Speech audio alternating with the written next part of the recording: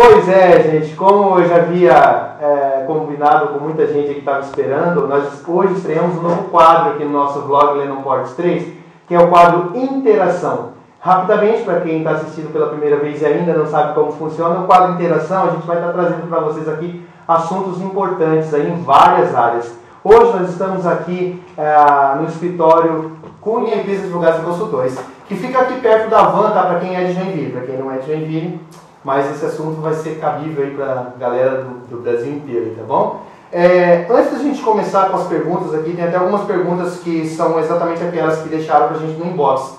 São perguntas as mais perguntadas para os advogados na área de separação, tá bom? O pessoal está se separando aí e quer saber como fazer a coisa legalmente. Vou começar pela Lidiane. Doutora Lidiane, você é formada em Joinville mesmo? Sim, aham. Se formou aqui mesmo, né? Sim. Tá, assim, a área de você, da senhora, é especificamente vara familiar? O nosso escritório ele atende a todas as áreas, né? Todas as áreas. Sim. Olha, Nós que prestamos legal. assessoria em todas as áreas, porque o escritório ele já tem 14 anos, então nós temos, a nossa carteira é bem grande, então a gente procura atender os clientes em tudo que eles precisam, né? Sim. Doutora Vanessa, explica pra gente rapidamente qual é a diferença de fazer a separação amigavelmente e jurídica, assim, fazer a litigiosa. Qual é a diferença das duas? Eu acho que basicamente a celeridade, né? É muito mais rápido, muito mais simples, muito mais fácil. Fazer a consensual, eles entram num acordo rapidamente. A litigiosa ela pode se arrastar por anos, que podem durar mais do que o próprio casamento. Então, o ideal é que eles procurem um advogado, entrem num acordo, enfim. Então tá. Vamos começar aqui com as perguntas, então, que são as mais importantes. Vou começar com a doutora Vanessa. Como escolher o advogado que vai cuidar do processo? Eu acho que a palavra de ordem aí é confiança, né? Além de a pessoa ter que conhecer o profissional, tem que confiar muito no profissional. Então, se for consensual, o advogado vai ser o mesmo para ambas as partes. Se for litigiosa, cada um vai ter o seu advogado, né, de sua confiança. Então, eu acho que é confiança, sim. E quais são os papéis necessários para entrar com a ação? Bom, tem um rol de documentos, né? Certidão de casamento, que ela tem que ser uma certidão atualizada. O pacto pré-nupcial, se houver esse pacto pré-nupcial. Se houver filhos, a certidão de nascimento dos filhos. Se houver bens, os documentos que comprovem a existência desses bens, os valores, etc., para que a gente possa fazer a partilha. E os demais documentos, comprovante de residência, RG, CPF, enfim. Tá bom. Como agir quando as partes não concordam com a separação? O primeiro passo, de qualquer forma, é procurar um advogado, na minha opinião. Ele vai tentar fazer um acordo entre as partes, e se não houver realmente um acordo que seja tentado conciliar por esse advogado, vai haver o divórcio litigioso, né? Que é aquele divórcio que a gente já falou até na primeira pergunta, divórcio mais demorado, que se arrasta por talvez vários anos, vão ter que ter mais provas, até de má conduta, enfim, das partes. Tá.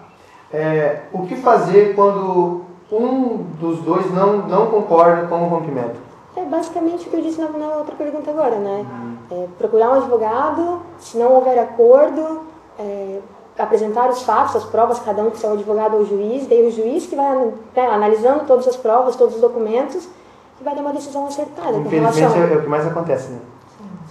É que tem parte que pensa, né, que vai se obrigar a manter casado, vai obrigar a outra parte a se manter dentro de casa. Isso não vai acontecer. O juiz vai determinar o que vai acontecer. Até quando existem, né, filhos, né, comum entre as partes, ele vai tomar uma decisão acertada, justamente o quê? Para manter, né, as crianças, o bem-estar dos filhos. Se pensa sempre nos menores e tudo mais. Sim. E a gente sabe que tem casais que pensam primeiro nos filhos, primeiro na situação em que eles estão, muitas vezes eles não pagam aluguel, têm uma casa própria, e aí o casamento vai se arrastando. E essa pergunta aqui é uma pergunta que cabe bem nessa situação. Sobre quais circunstâncias é possível pedir o divórcio, a separação? Bom, em primeiro lugar, para pedir o divórcio, basta estar casado hoje em dia, né? Antigamente, a pessoa tinha que estar convivendo há um ano já, em regime de casamento, ou tinha que estar separada há 2 anos de fato. Hoje em dia, basta estar casado, eu caso hoje, amanhã eu peço o divórcio, enfim. As pessoas pensam muito nos filhos, como você mesmo falou, nos bens, se vão conseguir sobreviver, nos alimentos que vão ter que ser dados tanto à mulher, ou ao marido, enfim, aos filhos. Mas isso vai ser apresentado ao juiz, pelo advogado, e o juiz, com razoabilidade, vai resolver a questão. Né? Ótimo. Como é calculada a pensão alimentícia que é paga no divórcio?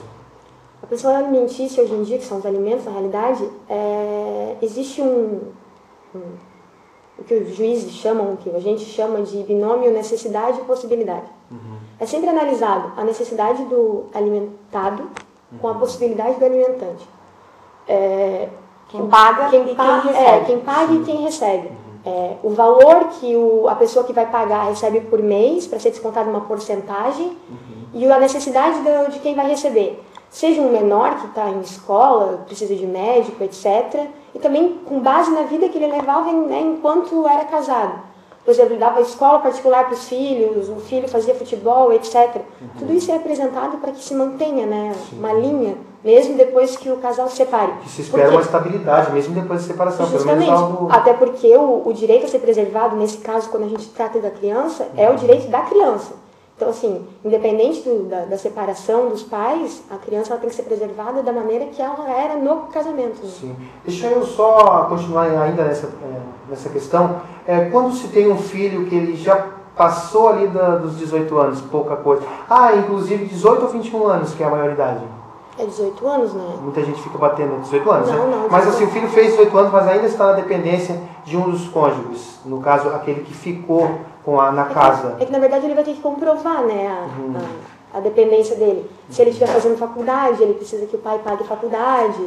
Ou está fazendo talvez um estágio, mas o estágio paga pouco.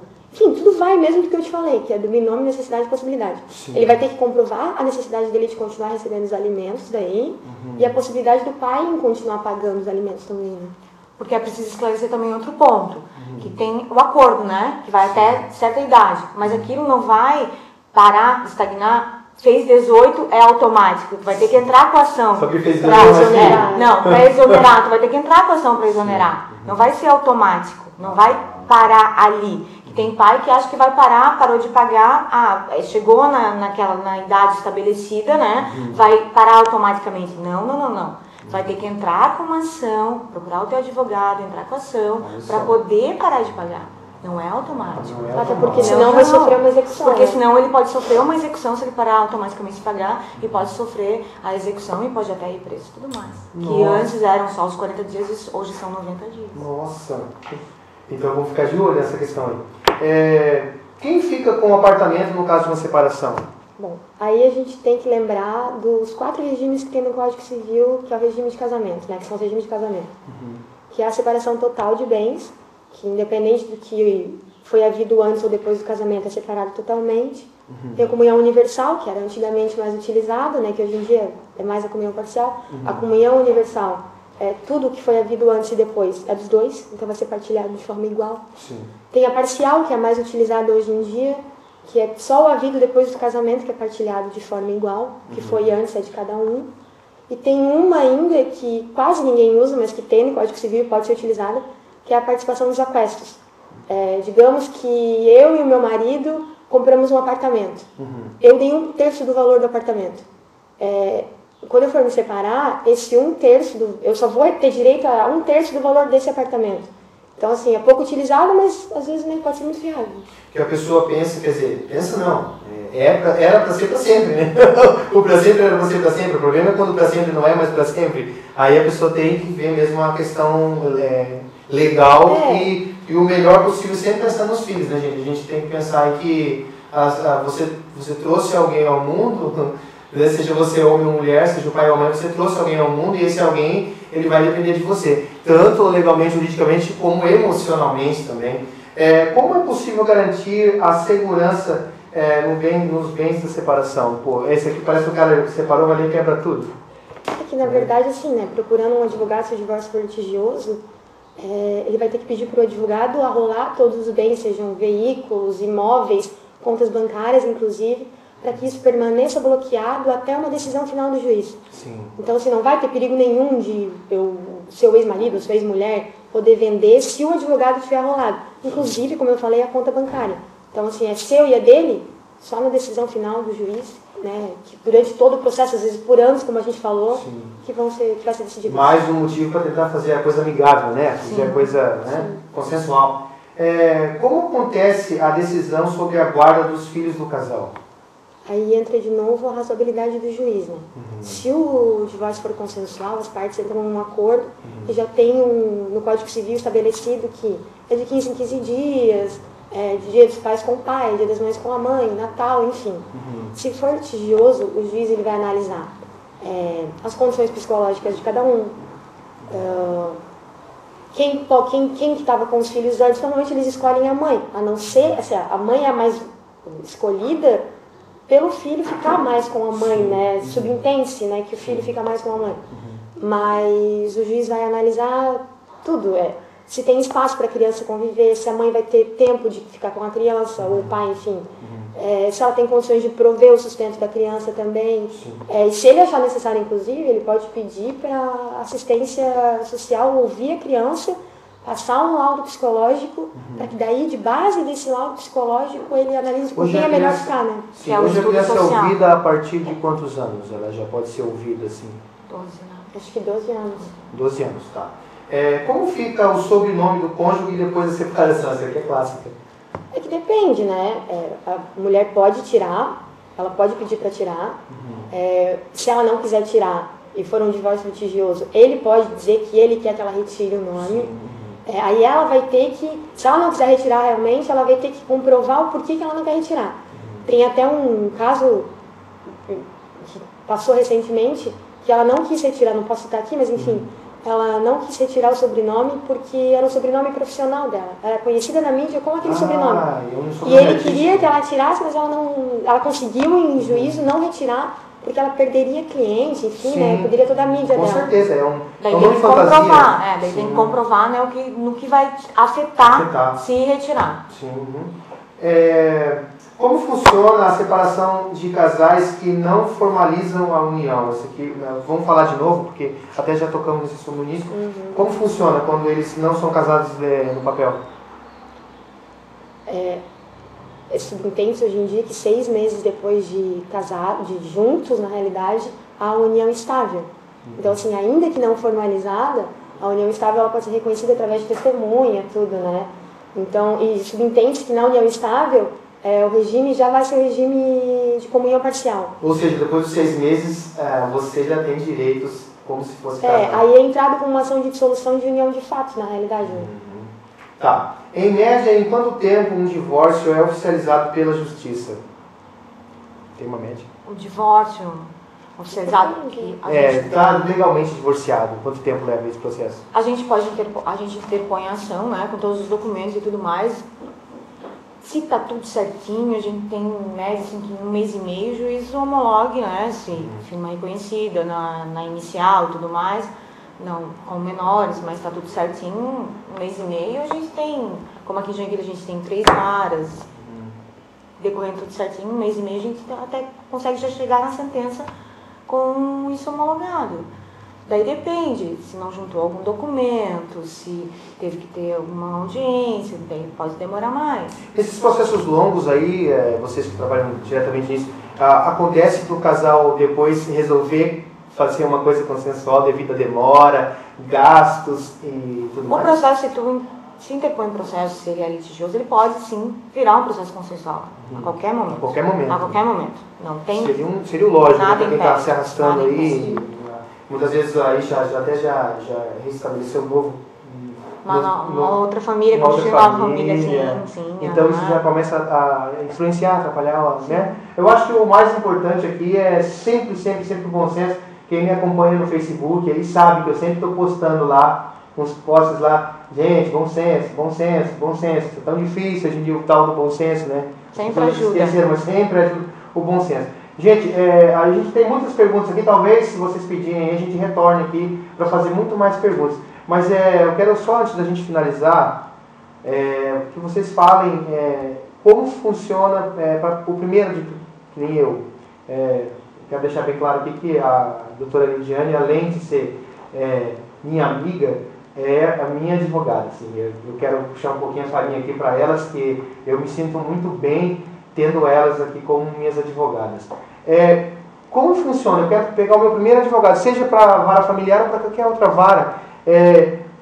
Esse advogado é importante, eu queria que você explicassem para a gente que não entende nada, a importância de um advogado nessas questões judiciais. Primeiro de tudo, confiança.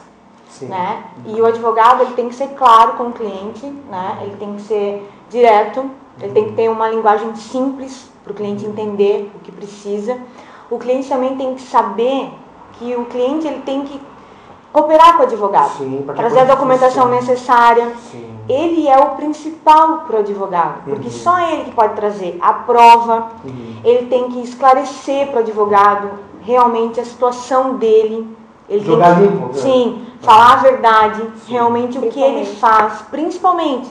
Não quer dizer que o advogado vá expor tudo, né? Sempre lá no processo ou para o juiz. O advogado vai procurar saber, mas ele tem que cooperar, seja lá no momento da audiência, ele tem que prestar atenção no que está acontecendo, ele tem que saber, e ele tem que agir como o advogado diz que ele tem que fazer. Porque se ele fizer de maneira diferente, ele vai estar prejudicando só a ele mesmo. Óbvio. Doutora Vanessa, me disse para mim, para quem tem pouco estudo, numa linguagem mais popular, por que eu preciso de um advogado? Porque só com um advogado você vai ter o acesso à justiça. Ou o divórcio que existe hoje em dia em cartório, todo mundo acha que pode ir até o cartório e não precisa de um advogado. Você vai precisar de um advogado no cartório também. Ou então, pode ter uma surpresa, né, depois, né? Porque não tem como. Você não vai conseguir se divorciar. Ele vai ter que assinar junto. Precisa ter o advogado. Precisa ter os documentos do advogado ou o advogado presente na hora que forem assinar tudo lá. Então, assim, as pessoas têm a ideia de que agora o divórcio é em cartório, eu não tenho bens, eu não tenho filhos, eu posso me separar a hora que eu quiser. Não é bem assim. Você vai precisar de um advogado, então, como está na Constituição, o advogado é profissional indispensável à justiça. Então, em tudo que você for fazer, que precise, né, de justiça, o acesso, enfim, você vai precisar de um advogado. E outra coisa importante, nós não garantimos o fim, nós somos profissionais de meio, entendeu? Nós não garantimos o resultado. Vocês garantem o meio, o meio mais, nós aplicamos o que tem ali, mas nós não garantimos o fim. Sim. Nós não podemos prever o fim. Que você tenha a tua questão o meio. Mesmo nunca. Mesmo porque é tudo variável, né? Sim. Né? Gente, antes da gente encerrar, eu quero só avisar vocês, principalmente o pessoal que me segue aí pelo Facebook, né? Os meus amigos do meu grupo aí e aos que estão assistindo somente pelo YouTube, que nós estaremos com um quadro de interação falando sobre adoção, tá? Que é um outro assunto aí que o pessoal pediu bastante para mim. E antes da gente encerrar mesmo, que vocês estejam procurando a Cunha e Pris Advogados e Consultores, assim como para você que não é de Joinville, obviamente, procure um advogado, seja ele da vara familiar ou da área que você está necessitando, para realmente você fazer a coisa de maneira a fluir mais rápido e que você tenha segurança naquilo que você está buscando juridicamente, tá bom? Doutora Lidiane, eu gostaria de agradecer muito. Obrigada.